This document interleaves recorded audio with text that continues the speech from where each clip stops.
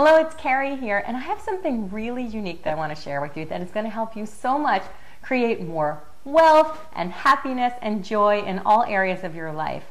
Because if you've been studying the law of attraction for any amount of time and it's not working for you, this could be the missing link. There are two very essential elements about the law of attraction, and you probably know about them already. You need to change your thoughts, to focus your thoughts on what you want rather than what you don't want. You need to release yourself from limiting beliefs and replacing those with life-affirming beliefs. Well, there's something else that is so important, and yet not a lot of people are talking about this. It's your energy. Your energy is what draws into you what you want and what you don't want. And yet there's an energy habit. There's a habit of our mind that so many of us have, and yet we don't know about it, or we're not doing anything about it. And that is worry. Worry is pervasive in our culture. We're constantly worrying about what's going to go wrong rather than expecting what's going to go right. And so this worry is a habit. You're trained to think about all these things in your life that aren't going to happen. And because of this, this is what's going on beneath the surface that's preventing you from actually creating what you want. And if you think that you don't do this, I would guess that you actually do and don't know about it. And I'll give you an example. Let's say that you're praying for more money, and you're asking for more money and to get out of debt, and you're doing this with all of your heart. Well, underneath it, you are probably worrying that you won't have enough money, that you'll never get out of debt. All these things that are going on underneath, beneath the surface. Or let's say you're focusing on having a soulmate and you're really asking for this and wanting this and asking the universe to bring the love of your life into your life. But underneath it, you're worried that you're going to be alone and it's never going to happen for you. We all do this. Well, here's the good news. The Numerologist.com team is always looking out for you, and we recently discovered this really remarkable man named Andy Shaw. And he's a product called the Bug-Free Mind because he helps you eliminate these habits, especially around worry. And what happens is when you release yourself from the burden of worry, it actually helps you create more of what you want, because all of that energy that's been weighing you down is liberated.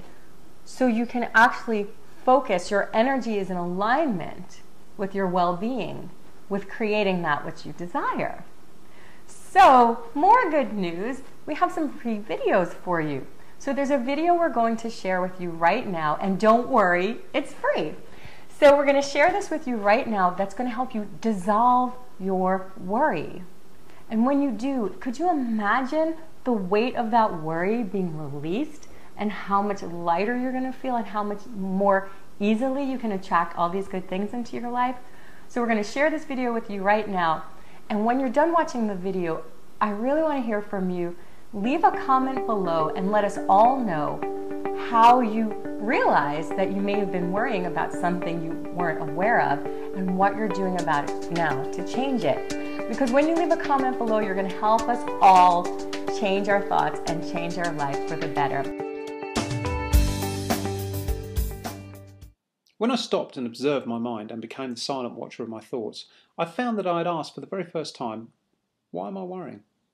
After much thought, I found that it was for the same reason that I kept doing so many things in my life which I had outgrown. As an example, one of them was the business I created in home improvements. It wasn't actually me that figured it out. My business partner first realised it.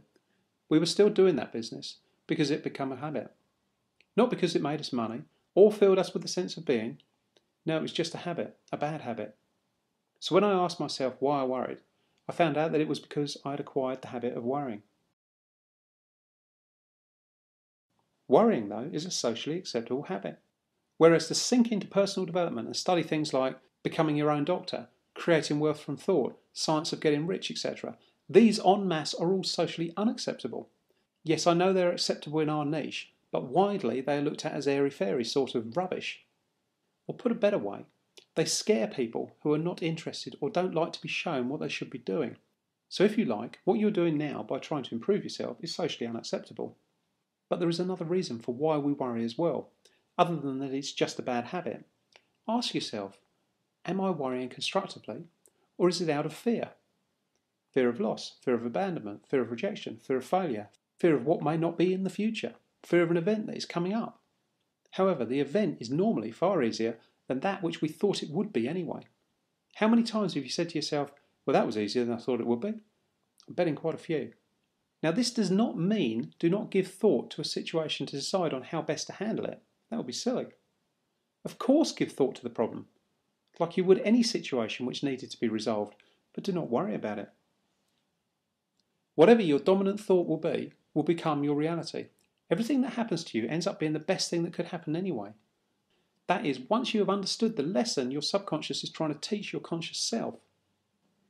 So really, there is no point to worrying, as whatever happens, it provides you a benefit. Did you get those? So what you were worrying about was the best thing that could happen to you, as it was there to help you in some way. And what you worried about didn't turn out as bad as you thought it would. Let me give you a real-time example. I have a problem to deal with today. I can't write about it right now because I do choose not to think about the problem until it is the time I have to deal with it.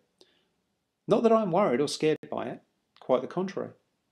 It is just not the appropriate time to contemplate it. But I will write about it in the future when it's gone in my favour or against me, either way.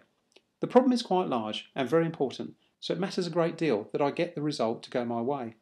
I do not wish to big up the problem, but I would guess that 99.9999% of people will be worried sick about this problem. So later today, I will spend a few hours looking at the problem and deciding a course of action through it. When I have decided on that course, I will apply it.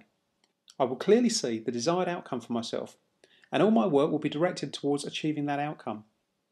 In a way, I will then detach myself from the result, as I will be clearly seeing the outcome I desire.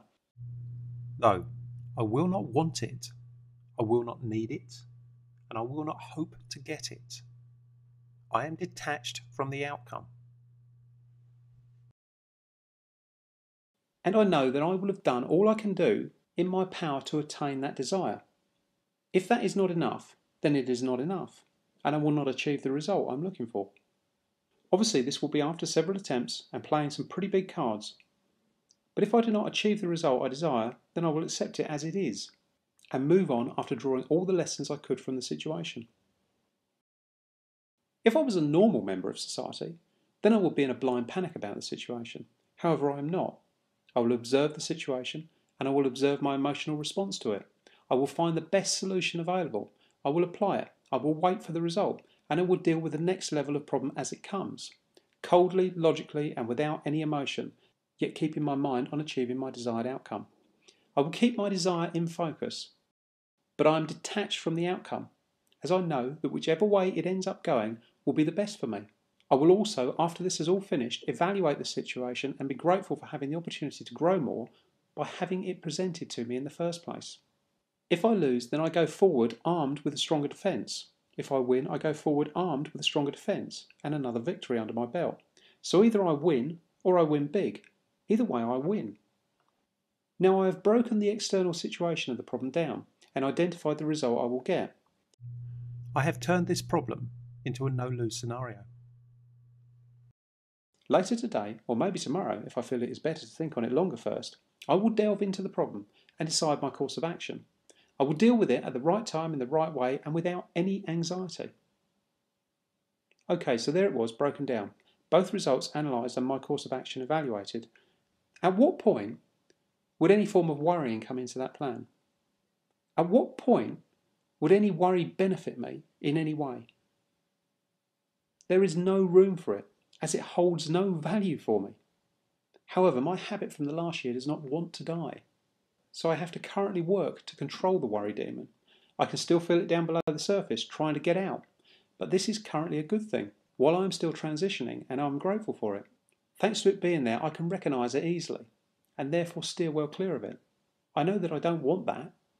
I recognise it, and when I see something I don't like, then the path to what I do like becomes ever more brightly lit.